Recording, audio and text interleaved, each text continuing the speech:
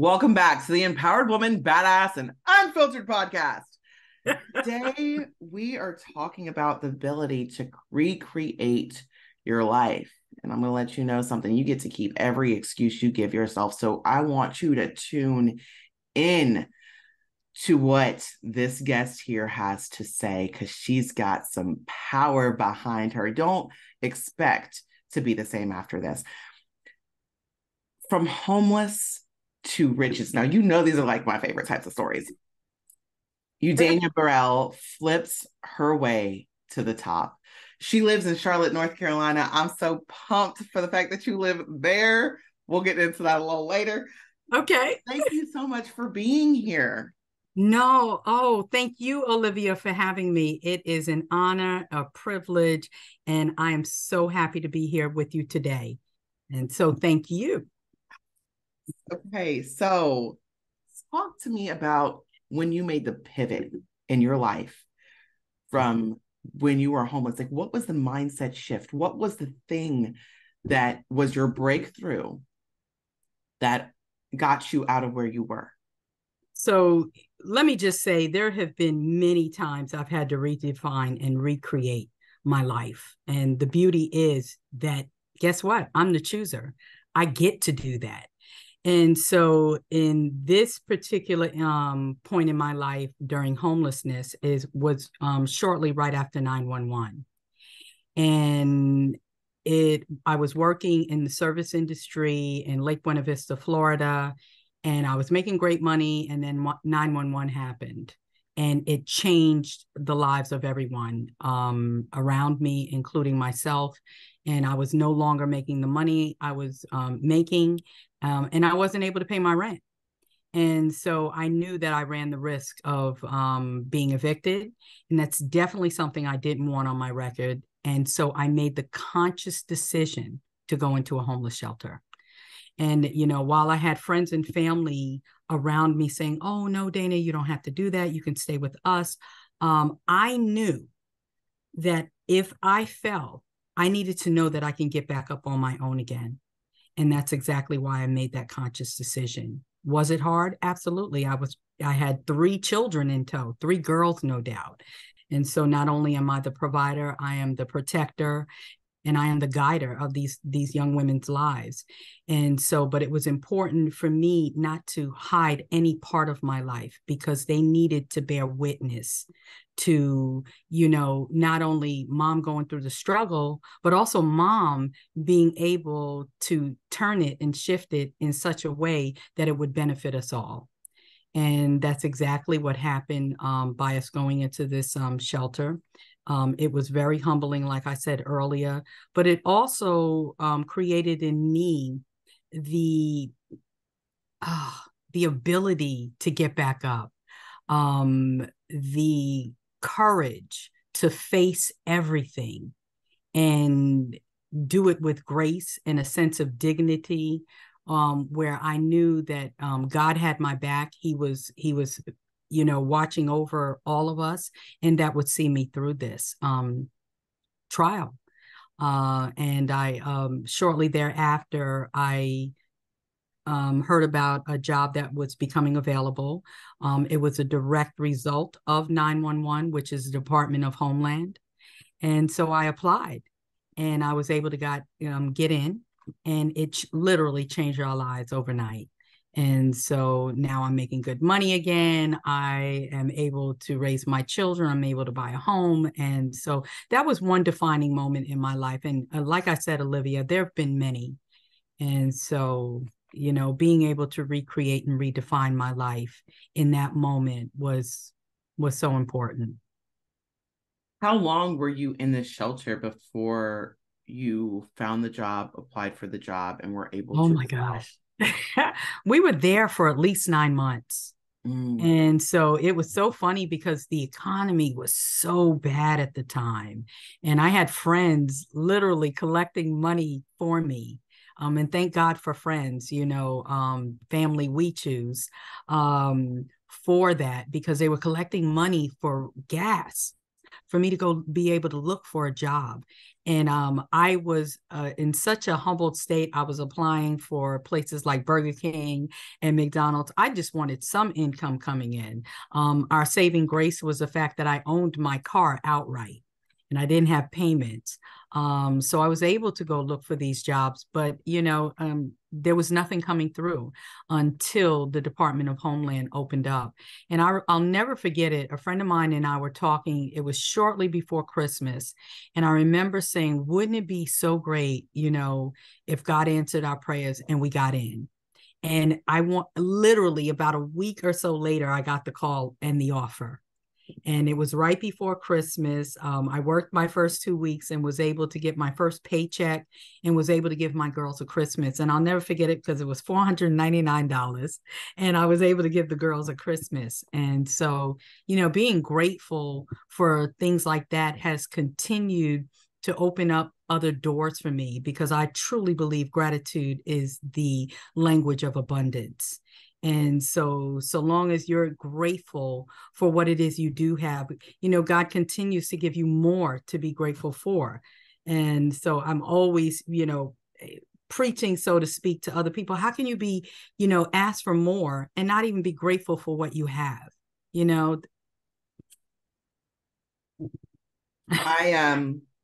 I have this little key and it has gratitude on it. Woo! Because gratitude is key. It's key to unlock so many things. So I turned 30 in August of last year. Congratulations. Thank you. And one of the things that I was trying to work on this year was my contentment. And in order to have more contentment, I had to have more gratitude. That's right. Because no matter what level, what I receive in life, if I'm not happy with what I have, who I am, being content in loving the simple things. I love going for a walk. I love looking at nature and seeing the little ducks and yelling at the geese to get out my way because they don't want no smoke. I love I love being, and I call being in nature God's living room. That's right. I love being out in God's living room, and that's something that is a free gift. And that's just so and you mentioned friends being the family we choose. Tell me more about the type of people that you like to keep in your life now that since you're one of those that constantly recreates. What are the types of circles you surround yourself in? People who are not staying stuck, are not blaming their past on their present conditions, but can actually look at every decision they've made and know that it's led them up to this point in their lives. And then being able to, again, redefine and recreate their own lives. So I like to be around like-minded individuals. And, every now and again, I have a friend, because I talk a lot of spirituality. Dana, nobody wants to hear all that spiritual right now. They want to stay in their pity pots. And so I give them that space until they're ready to come back to me. But the only time I go to look down on anybody is when I'm going to help them up. And so I do surround myself with people who are constantly lifting themselves up and not blaming any part of their past, because none of us are responsible for the traumas of our past, especially from childhood, but we are all responsible for our own healing. And if you don't take accountability and responsibility for your own healing, guess what? Nobody else is coming to save you. And when you recognize that, there is such power in that, knowing that I get to choose my healing as opposed to the trauma of my past and staying stuck there. Because what you do then, when you stay stuck there, you are continually creating the same future, the same, instead of creating a vision of the future, you are programmed to create your past. And so, I want to surround myself with people who are ever lifting themselves up and knowing that they are the choosers of their own lives and have the responsibility to heal themselves. Yeah. I was thinking about this so much yesterday. Yeah, And it is so important to be surrounded by people that are continuously growing.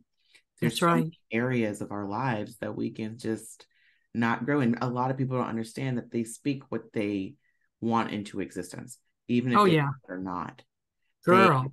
when they continue to talk about the struggle, when I stopped identifying with the struggle. I'm not identifying with that. Yeah. I, like Mm-mm. Brendan Burchard says, I embrace the suck because that's a part of the process.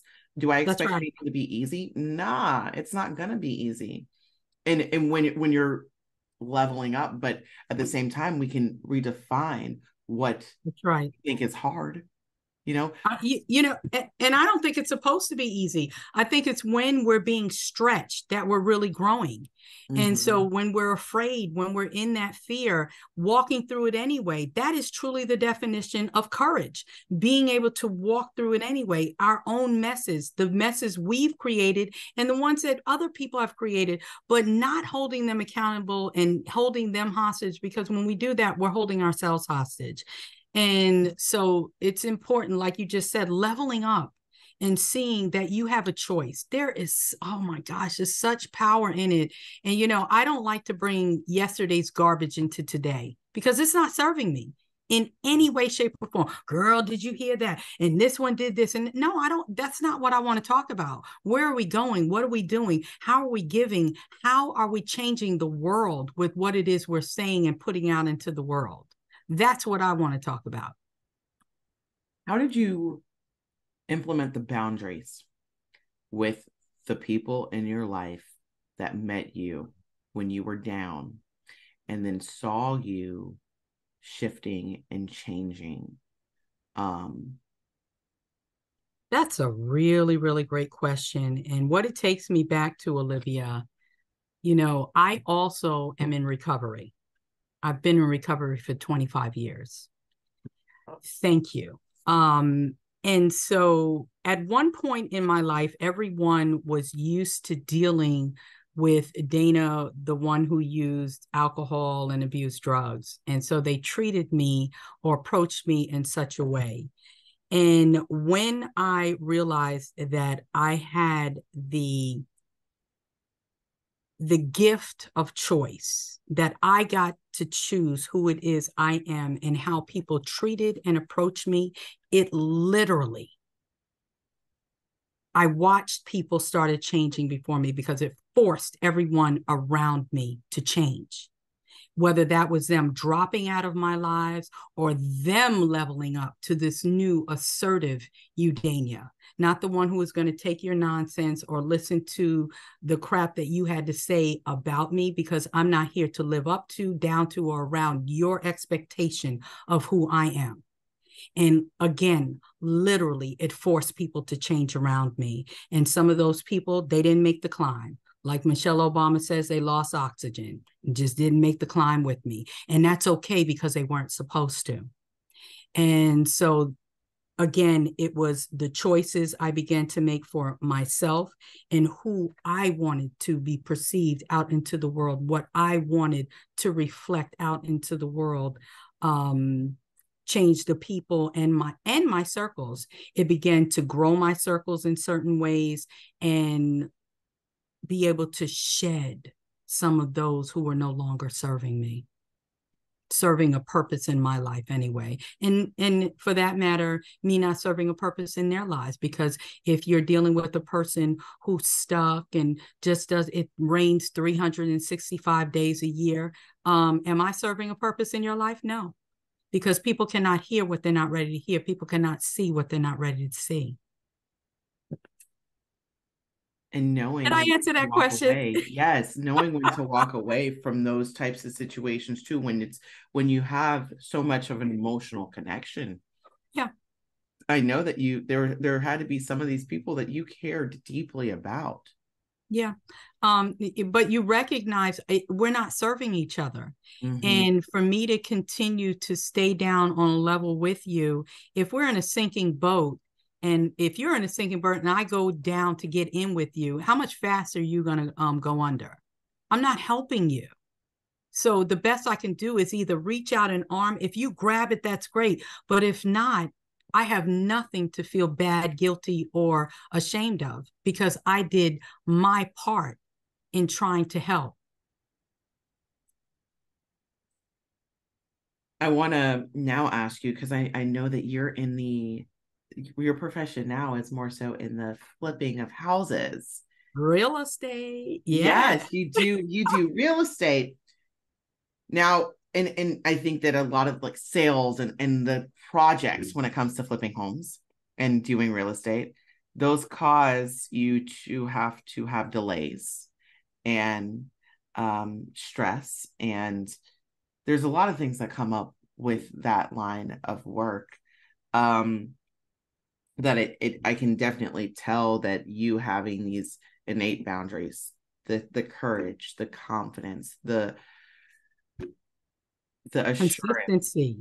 Yes, consistency. Yes. What what got you into that? Oh, so let me just add, I still work for the Department of Homeland Security. And so in March of 2020, when the world shut down, my job literally stopped and my home flooded all within 1 week's time. March 23rd, I'll never forget it. And I got a little depressed. And I knew immediately, depression don't fit you, Dana. So we're going to have to do something about it. I had always been interested in real estate. Well, I had gotten a platform called Connected Investors 2 months prior. And now was my time because it seemed like it felt like a threefold tsunami had hit me. Well, guess what? It was also the perfect storm for me to, again, recreate and redefine me as a woman. I was no longer going to allow anyone to dictate how much money I made, when I made it, or how I made it. And so I delved into connected investors, real estate investing. I got involved with different groups. I found a mentor. And I want to say about 2 months in, but prior, in between that 2 months, guess what? I felt like a success because I was taking all the steps necessary to become the right investor. I felt so successful, Olivia. I hadn't even gotten my first deal, but I knew that I was doing something that was going to impact my life 6 months from now, a year from now, 3 years from now, 5 years from now. And that's exactly what it's done. About 3 months in, I got my first 3 deals under contract, 3 in 1, knocked it out the ballpark, and was able to close on those 3 deals. And I haven't stopped since. The following year, I continued on with the journey with some, with some lulls, with some highs and lows. But the one thing I continued to do was stay consistent because persistence will get you started, but it's consistency that will keep you going. And I knew so long as I stayed consistent, the deals would continue to come. And they did. And I want to say that following year, I won Connected Investor of the Year, nationwide, Connected Investor of the Year. And last year, they reached out to me to become a coach. And so I've also been coaching for about a year, teaching students what it is I do as an investor for them to be able to gain the same success. It's been an amazing last 3 years. Oh man. I feel like something happened to me March 23rd. I think that was when the rest of the world shut down for COVID. Yeah. Yeah. Something about that date that is sticking out to me, March 23rd, 2020. I love that you said, and I think that we need to make sure we touch on this, the fact that you felt like you were successful before you were successful, because the energy we give off is what we attract. That's right. That's right. When you are putting it out there, guess what? It's radiating right back to you. When you feel the emotions of it, because the mind, they've already done studies. The mind can't tell the difference as whether or not it's happening in your own reality. And so it's like I pulled it right into my own reality. And I had, unbeknownst to me, had been saying it for years. Faith is like pulling out of the spiritual into the natural. And so I had been doing that and not really even knowing I was doing the work until, and now I understand it a lot better. And so I'm able to put my faith out there in the things not yet seen and be able to pull it into the natural today. And so I think I'm a great manifester because I'm seeing the vision. Pain pushed me for a long time, but then the vision began to pull me. And so now I don't have to, it's almost as if it's effortless because I'm seeing the vision before it already happens and it just shows up in my life. I hope that made sense. Oh, yes. I'm totally picking up what you're putting down. Okay, you said some really good stuff here. Faith is pulling out of the spiritual into the natural. That's right. I've never heard it like that. I love it. I love it because it is. It's believing in the things that are unseen and then they become seen. And so many people, scripture that is in the Bible app today is about don't just read the word, live it. Live it. and faith without works is dead. So if you believe that you're successful, if you believe that, okay, these are the things that I need to do, like you were saying, you were doing the things. And then 3 months in, you close 3 deals in one. And have not stopped since. And it has grown me in such a way that now I'm doing all different types of strategies. I'm doing buy and holds. I'm doing sub twos. I'm doing fix and flips. I'm able to lend money to other investors in their projects. And so this has propelled me in a whole nother direction. It's almost like saying, I'm grateful for what I have, God. I see the vision, say those things as if they were, and so shall they be. And it's almost as if like him saying, okay, you're grateful for this. Let me give you this to be grateful for. Oh, and by the way, here's this to be grateful for, And so that has been the experience of my life these past few years. And it really all began with a decision to continue to follow through and believe. Because I knew, the Bible speaks about it, that he has a vision and a purpose for our lives, and my plan is to prosper you. And I don't remember the whole verse just yet, but it'll probably come to me after I get off the call. But yeah, he has a vision and a purpose for all of our lives. And if we can get in alignment with that, oh my gosh, your life will be, it almost feels like it's magical when you get in alignment with that purpose. But at the same time, you also need to, your routines, your habits have to be reflective of your goals, of where you're trying to go. And so that may mean me getting up 10 minutes, 15 minutes earlier to do some meditative work, to do some breath work, changing that one little routine. That may mean turning off the TV an hour earlier to read a book that's going to take me in the direction of my dream. That may mean getting on a podcast where I can learn more about self-help. So, you have to definitely realign those routines and habits to reflect your goals. Because that was really kind of like my next question. How do we stay in that alignment? Like there's times that I'm just like, I am aligned. I am like, yes, like this is getting everything done. You're on point.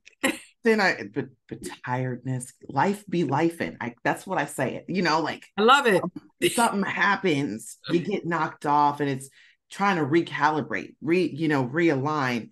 And I think I read this, in, I forget the name of the book right now, but it was how the Apollo was off track 96% of the time, the first Apollo, but it still landed on the moon because it was auto-correcting the entire time. And that's how life is. You're going to continuously auto-correct. And I think that's, oh gosh, that is powerful. And I think in those moments as well, that is when you have to be most gentle with yourself and not beat up on yourself for not being on point and having everything down pat at the exact moment of every day. We have got to be more gentle with ourselves, because the world itself is going to bring on or about different things we could have been doing, or what am I looking for? How you should be in the world, how you should show up in the world. We don't have to be those willing participants like the rest of the world. We need to at least be willing to be gentle with ourselves when we feel off track. And you take those moments to just breathe and say, it's okay. And I'm okay. You know, I have a little thing that I do. I have a mirror that sits right by my desk. I do a lot of calls throughout the day, and most of my calls are not where I'm talking face to face. And so I'm able to look at the mirror and laugh at myself when I've messed up or said I fumbled over something. And I keep it light and fluffy with myself.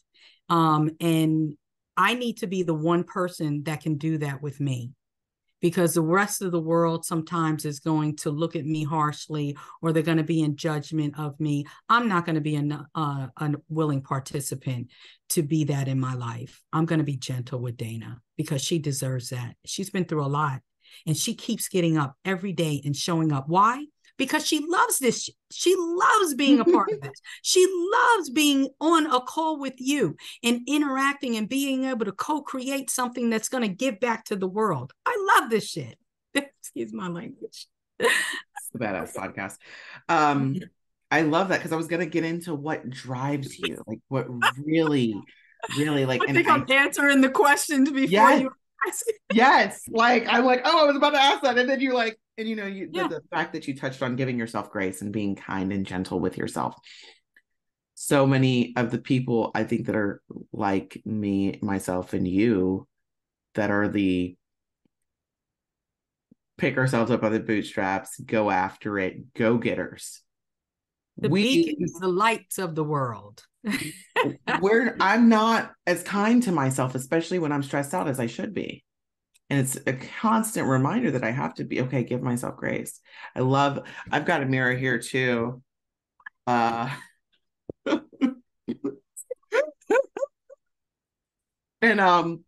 you know, I do like to be funny and laugh at myself too, but I think it's remembering to incorporate that play in our lives and not take things so seriously, and to release whatever stress there is that we can when those insecurities or other things might pop up.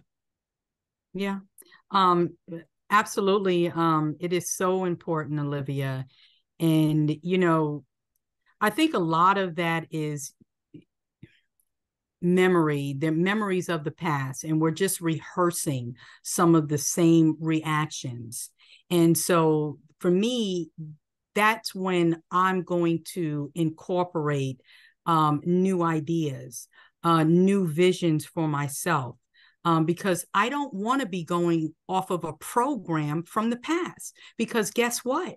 You're going to recreate some of that same past stuff if you continue on that program. So for me, it's important when I recognize it to be able to acknowledge it and recalibrate. If I can't do it in that moment, then I'm taking a break to when I can. And for me, sometimes that, you know, you talked about nature. I go outside, I take my shoes off, and I love to ground. Mm-hmm. I love grounding work. And I'm just stretching out my arms and I'm saying, thank you. Thank you that I'm here.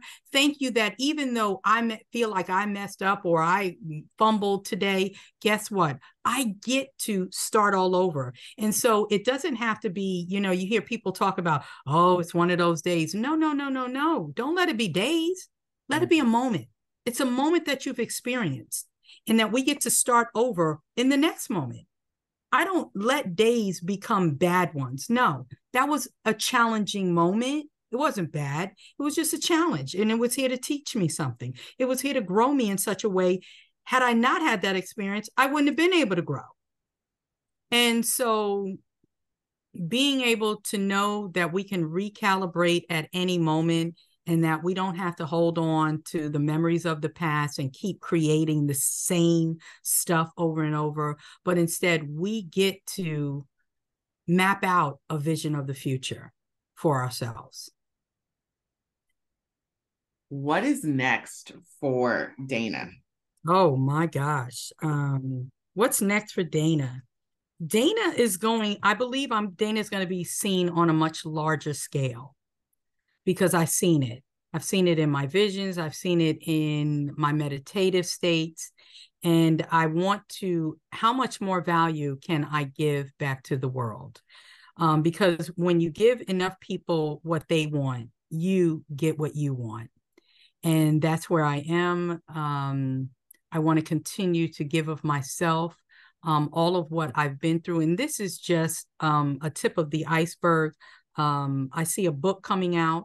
I want to share my story. I want to give hope to other people that just because you come from this place doesn't have to mean you remain in this space. But like we've been talking the whole show, that we are the choosers. We get to recreate and redefine ourselves as women, as women of color, as people, period. And so that's where, yeah, and just continuing to grow my business, having my daughters. I have 3 of my daughters who are working with me now, and having a more hands-off approach and letting them just take it to a whole nother level. I heard just recently, our children are us 10X. And I saw it, when someone shared that with me, I was like, wow, she has that part of me. She has that part of me. And she's really going to take this business to a greater level than I ever could. And I am great with that. And I think the only people we want for us to be better than us in our lives is our children. We want to leave them with something greater than we ourselves had. Absolutely. Oh man, there's so many tidbits, like good parts. I have like front and back and notes. I see. And I mean, some of the biggest takeaways for myself is recognizing when your relationships no longer are serving you. Yeah. Feeling like success before you are success. Giving yourself grace, and how faith is pulling out of the spiritual into the natural. There's so many other ones, but that's for sure. Those are like I said, y'all are listening. You're not the same after this. Definitely check the links below. Like I mentioned before, she is somebody that you're going to want to follow and be in touch with. Thank you so much, Dana, for being here today. Thank you, Olivia. It has been an honor and a pleasure. I appreciate it. And I hope to come back and visit you soon. Thanks for listening to this episode of the Empowered Woman, Badass and Unfiltered podcast. If you found any value in this, please consider sharing and subscribing. Now go out and be a badass.